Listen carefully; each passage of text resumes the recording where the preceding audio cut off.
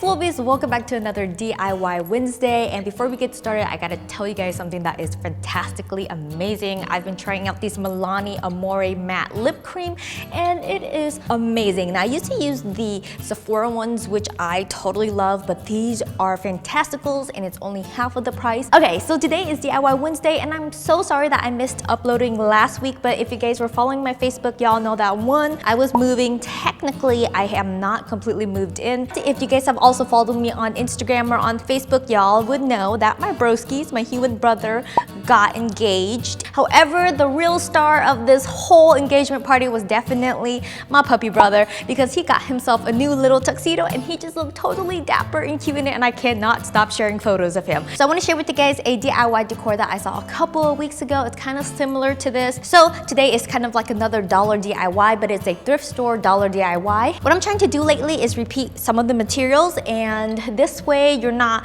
constantly buying materials and wasting money, because that's the beginning of something called hoarding.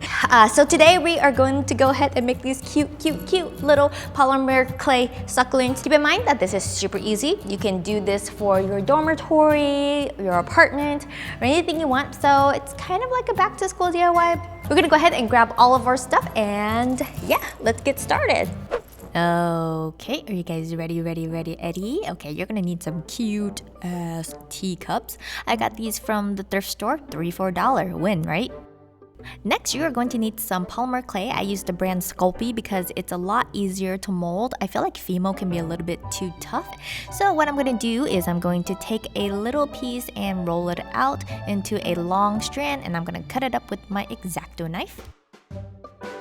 Next, taking one of the pieces, I'm going to mold it into a leaf shape that looks like a little teardrop like this, and you're going to create 5 of these. On a piece of paper, I am going to lay down another piece of polymer clay, but in a circle. And this little dude here will be the base for my succulent. So the first succulent we are going to create is a Haworthia, and they're pretty easy. All you gotta do is take the leaves and place it on the base going all the way around, and I decided to do 5 of them. Next, with smaller petals, I go ahead and place another 5 going all the way around, and you are going to place it in between the first leaves. Next, I'm going to create 3 smaller leaves, and I place it right in the middle right there. And then you're just going to go around and around until you complete the succulent. And this isn't quite the Fibonacci sequence, but it's close enough. And if you guys look around in nature, most things are in the Fibonacci sequence. Alright, now we're going to create the Haworthia obtusa, which kind of looks like the first one, but the strands are longer. So again, you are going to cut out some little pieces of polymer clay, and I'm going to create longer leaves that look like this. They're kind of more of a tube with the point at the end. It looks kind of like a fingernail, sort of. Again, you're going to create the base for the succulent and place it down. It's just going to be a simple circle. Now for this one, you are going to work from the center going out, just because I feel like these things are kind of pointy and it stands up better if you kind of just stick it from the center and just work your way out. Again, work the way following the Fibonacci sequence. So every other spacer, you're going to throw in a leaf. Okay, so the next one is going to be the cactus, and it's the easiest out of them all. Go ahead and lay down a circle for the base. You're gonna roll out a big round ball of a clay and then kind of taper out the bottom so it looks like a light bulb. Then you're gonna press that bad boy down onto the base, and you can go ahead and create a smaller one to attach to the larger one, and it's gonna look just like this. Alright, so here's a quick trick. I thought this was kind of genius, but who knows?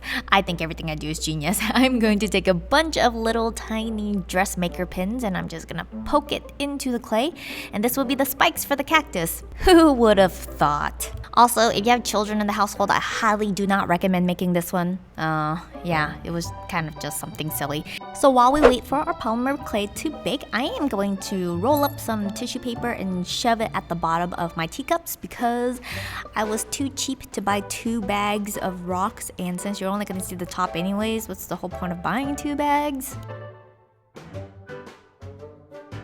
So once your succulents have cooled down, you could go ahead and just place them right on top of the cups, and this looked totally fine. I mean, I do like the all white look. It's very minimal. However, if you want to get all creative, you can go ahead and paint these. So I painted all of my succulents in a light green color. Oh, by the way, the cactus one was not a good idea because it was really hard to paint this thing. I just went ahead and painted the needles as well. And using a makeup wedge, I'm going to kind of just ombre the tips with a little bit of blush pink. And then using some corally red, I am just going to enhance the very tip of the succulent just to add a little bit more color. Now I'm gonna let it dry, and once it is dried, I'm gonna pop these babies back into my tiny little cups. Oh my gosh, look how cute they are. I cannot believe that I saw these at this store for $15 each. Can you guys believe that? These are so easy to make, and honestly, it cost me only about $2 if you add all the materials together. But I get 3 plants, so win on me. So what do you guys think of that DIY? Super easy, super simple. You don't have to have an artistic bone in your body.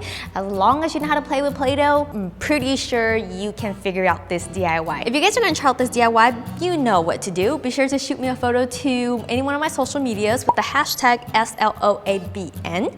And then I would love to check it out because that is what fuels me to create more DIYs. And also, if you like this video, be sure to like it down below, share with everyone that you know. And if you guys click on the subscribe button, what happens is a bunch of fairy dust falls out from God's knows where, and that's what I nibble on to fill myself full of energy and happiness to create more videos for y'all. So send me some fairy dust. Anyways, I love you guys. Thank you so much for watching this video, and I will catch you guys this Saturday. Let's see what I have up my sleeves for a video on Saturday. Can you guys guess? No? You guys know what to do at the end of my videos. Remember to always rock on, Sloabies. Bye! Sloabies, welcome to another Chit Chat Saturday, and today is going to be something really special because I remember a couple of years ago I did a video called Maintenance Day where every other week or maybe once a month you kind of do all of these beauty regimen in one setting just to look gorgeous. Seriously, being a girl, it is a huge struggle. We have to pluck, pull,